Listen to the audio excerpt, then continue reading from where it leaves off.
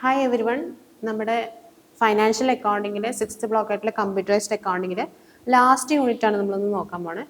നമ്മൾ ഫസ്റ്റ് യൂണിറ്റിൽ നമ്മൾ കമ്പനി ക്രിയേഷനും ബന്ധപ്പെട്ട കാര്യങ്ങൾ നോക്കി. സെക്കൻഡ് യൂണിറ്റിൽ ലെഡ്ജർ ക്രിയേഷൻ സ്റ്റോക്ക് ആയിട്ടും ബന്ധപ്പെട്ട കാര്യങ്ങൾ നോക്കി. തേർഡ് യൂണിറ്റിൽ നമ്മൾ ഈ സ്റ്റോക്ക് ആയിട്ടും ലെഡ്ജറും ക്രിയേറ്റ് ചെയ്തത് എങ്ങനെ വൗച്ചറിൽ റെക്കോർഡ് ചെയ്യാമെന്നുള്ളത് നോക്കി. ഇനി ലാസ്റ്റ് യൂണിറ്റിൽ നമ്മൾ ഇതിൻ്റെ റിപ്പോർട്ട് എങ്ങനെ ജനറേറ്റ് ചെയ്യാം, എങ്ങനെ നമ്മൾ കമ്പനിയിൽ പ്രോഫിറ്റ് ആണോ ലോസ് ആണോ എന്ന് അറിയാൻ പറ്റും എന്നുള്ള റിപ്പോർട്ടാണ് നോക്കാൻ പോണത്. അപ്പോൾ ഇതിൽ ഇതിൻ്റെ ഒബ്ജക്റ്റീവ് എന്ന് പറഞ്ഞാൽ first display financial statements and inventory reports in Tally. നമ്മുടെ ERP9 എന്നുള്ള സോഫ്റ്റ്വെയറിൽ എങ്ങനെ നമ്മുടെ ഫൈനാൻഷ്യൽ സ്റ്റേറ്റ്മെൻറ്റ്സും അതേപോലെ ഇൻവെൻ്ററിൻ്റെ റിപ്പോർട്ട് ജനറേറ്റ് ചെയ്യാന്നുള്ളത് നമ്മൾ നോക്കും.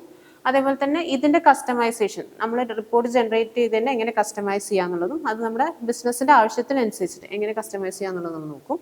അതേപോലെ തന്നെ analyse reports for financial decision making. നമ്മുടെ ബിസിനസ്സിൽ നമുക്ക് എന്തെങ്കിലും തീരുമാനം എടുക്കണമെന്നുണ്ടെങ്കിൽ അതിനെ നമുക്ക് എങ്ങനെ ഈ റിപ്പോർട്ട് വെച്ചിട്ട് അനലൈസ് ചെയ്യാന്നുള്ളത് നമ്മൾ നോക്കും. അതേപോലെ ഇതിൻ്റെ ബാക്കപ്പ്, നമുക്ക് എന്തെങ്കിലും ഡാറ്റ റിക്കവർ ചെയ്യണമെന്നുണ്ടെങ്കിലോ അല്ലെങ്കിൽ ഇതെങ്ങനെ റീസ്റ്റോർ ചെയ്യാന്നുള്ള പ്രോസസ്സ് നമ്മൾ നോക്കും.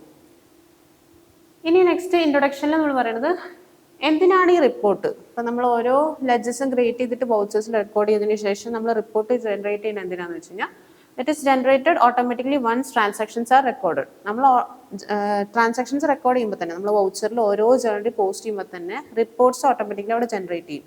മാനുവൽ അക്കൗണ്ടിങ് പ്രോസസ്സിൽ നമ്മൾ ലെഡ്ജേഴ്സ് ഒക്കെ റെക്കോർഡ് ചെയ്താലും നമ്മൾ ട്രയൽ ബാലൻസ് അതേപോലെ പ്രോഫിറ്റ് ആൻഡ് ലോസ് അക്കൗണ്ടും ബാലൻസ് ഷീറ്റ് നമ്മൾ തന്നെ ഉണ്ടാക്കണം. ഇതിൽ ലെഡ്ജറും വൗച്ചറിലും നമ്മൾ റെക്കോർഡ് ചെയ്താൽ തന്നെ അതിലുള്ള ട്രയൽ ബാലൻസ് മുതൽ എല്ലാ റിപ്പോർട്ടും ഓട്ടോമാറ്റിക്കലി ജനറേറ്റ് ആവും. ഇനി assess financial health and performance instantly. നമ്മുടെ കമ്പനീൻ്റെ ഫൈനാൻഷ്യൽ അവസ്ഥ എന്താ, അപ്പം അത് നല്ലൊരു പേയ്മെൻറ്റ് ചെയ്യാൻ പറ്റുന്ന ഒരു കപ്പാസിറ്റിയിലാണോ അല്ലെങ്കിൽ കുറേ ബാധ്യതകളുണ്ടോ എന്നൊക്കെ ഉള്ള ഒരു അസസ്മെൻറ്റ് നമുക്ക് മനസ്സിലാക്കാൻ പറ്റും.